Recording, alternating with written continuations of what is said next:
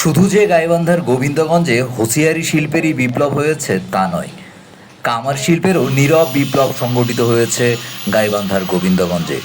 গাইবান্ধার গোবিন্দগঞ্জের কামারদের আর অপেক্ষা করতে হয় না কাজের জন্য। অপেক্ষা করতে হয় না রবিবার বৃহস্পতিবার হাটের দিন কবে কাজ আসবে। সেই কাজ করে তাদের সংসারের জন্য আয় উপার্জন করবে। এখন তারা কাজ করতে করতে অনেকটা ক্লান্তই থাকে। প্রচুর কাজ হয় গোবিন্দগঞ্জে কামার শিল্পে। বড় বড় মহাজন গড়ে উঠেছে গাইবান্ধার গোবিন্দগঞ্জের এই কামার শিল্প কেন্দ্রিক। কামারদের উৎপাদিত পণ্য দেশের বিভিন্ন জায়গায় রপ্তানি হচ্ছে।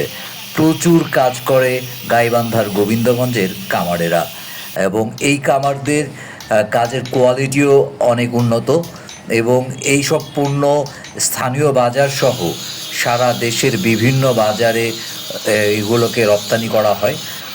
বাংলা গোবিন্দগঞ্জে থেকে প্রতিদিন এই কামারদের ট্রাকে ট্রাকে মাল দেশের বিভিন্ন জায়গায় পৌঁছে। এটা অনেকটাই নীরব বিপ্লবের মতো হয়েছে।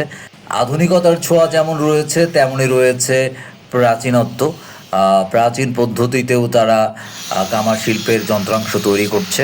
দা, কোদাল, খুন্তি সহ শুরু করে ইমারতের যে উপকরণও তারা তৈরি করছে, এবং তাদের কর্মব্যস্ততা লেগেই রয়েছে। এবং কামাররা যেখানে পেশা ছেড়ে দেওয়ার চিন্তা ভাবনা করেছিল একটা সময়, এবং সেই জায়গায় গোবিন্দগঞ্জে এখন কামারেরা এটাকে আরও পেশাদার রূপে নিয়েছে, এবং তারা প্রচুর কাজ করছে।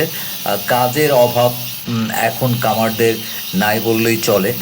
গোবিন্দগঞ্জের কামার শিল্প একটি নীরব বিপ্লব লাভ করেছে। এখন শুধু চাই তাদের রাষ্ট্রীয় পৃষ্ঠপোষকতা।